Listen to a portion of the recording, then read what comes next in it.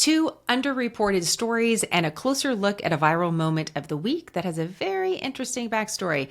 I'm Jenna, and this is Smarter News.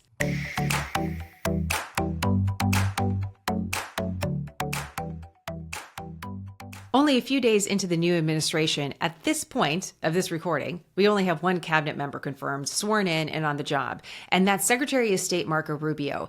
He gave a speech at the State Department off the cuff on his first day of work on Tuesday. Here's a portion of what he had to say. I am new to this department. Today is my first day on the job, literally, but I am not a stranger to it. I have interacted with many of you, both in my travels abroad and in our daily functions. My job now is different, and our job in some ways will be different. This is in many ways, and again it was referenced by President Trump yesterday in his speech, that his overriding goal for global policy is the promotion of peace, the avoidance of conflict, and no agency will be more critical in that regard than this one. In fact, it's its founding principle and purpose.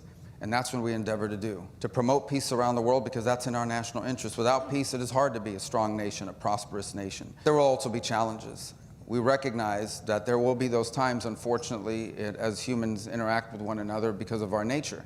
But there will be conflict. We will seek to prevent them and avoid them, but never at the expense of our national security, never at the expense of our national interest, and never at the expense of our core values as a nation and as a people. Secretary Rubio stands out as not only the lone cabinet member of this new administration, but also one with bipartisan support. And as he recognized, a big job with really high stakes. You know, while President Trump was taking the oath of office, Russian President Vladimir Putin and Chinese President Xi had a conference call and released photos. So, you know, the world keeps on turning despite the focus on Washington, D.C. And since Secretary Rubio is actively in his role, you know, where he travels first, how he maps out his priorities is going to be something to watch as America's top diplomat. Though, admittedly, much of the news this week has focused on domestic policies, including around immigration.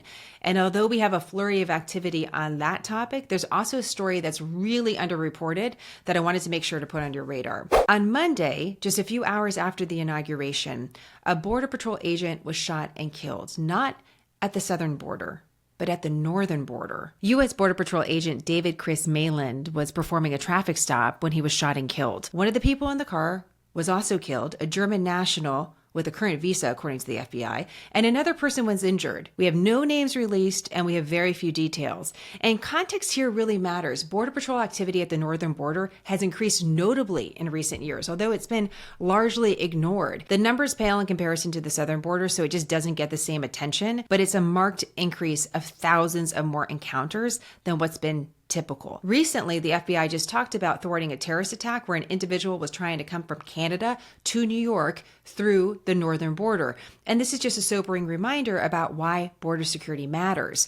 So who are these people that this Border Patrol agent stopped? Why do we not have their identities? Why do we not know more? In any other news cycle, this would be a really big story. And that's why I reached out to Customs and Border Protection to see if I could get a little bit more information. I'll keep you posted. Immigration was something that a Reverend touched on in the service held the first day of President Trump's term. And her words and the reaction of the First Family and Vice President Vance got a fair amount of social media play. So in case you missed it, here's just a portion. Let me make one final plea. Mr. President, in the name of our God, I ask you to have mercy upon the people in our country who are scared now. There are gay, lesbian, and transgender children in Democratic, Republican, and independent families, some who fear for their lives. And the people who pick our crops and clean our office buildings, who labor in poultry farms and meatpacking plants, who wash the dishes after we eat in restaurants and work the night shifts in hospitals, they may not be citizens or have the proper documentation, but the vast majority of immigrants are not criminals. Now, reaction to this ranged from applauding the Reverend to condemning her. But I was curious, why did this even happen? You know, what's the backstory here? It turns out it's an interesting one. Bishop Marian Edgar Buddy is the first woman to lead the Episcopal Church in D.C. She's done so since 2011. She's married. Her and her husband have 2 adult sons. And this is not the first time that she's spoken out against President Trump. She did so while he was first in office, even writing a critique of him that was published in the New York Times. So then why would President Trump choose to attend service knowing this? Well, it's a tradition. a tradition that the National Cathedral hosts an interfaith prayer service the day after the inauguration. It's done so since 1933. Since the National Cathedral is part of the Episcopal Church, while members of different faiths talked in the service, Reverend Buddy delivered the main sermon. And she spoke for about 15 minutes. I actually watched the whole thing. And the main theme of the speech was unity. And that's where the Reverend really focused the majority of the time until the end, where she did make a choice to directly address the president. And that's what you saw on social. So I'm curious about all of this. What did you think about what she said? The timing, the content, the tone, something to consider. In this time of transition, I find myself going back to the basics of American government, the foundation of it. Politics, personalities change, but our structure remains the same. And with so much hyper focus on the presidency this week, I don't want to forget the role of Congress and the role of the courts.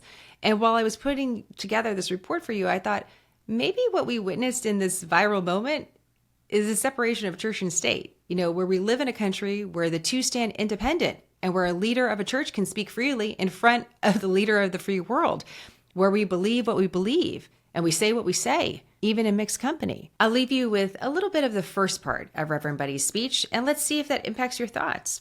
I look forward to your comments. Curiosity over commentary. That's what we're all about here. Thank you for your support of quick, concise, nonpartisan, smarter news. Have a great day. I'll see you soon. Unity is not partisan.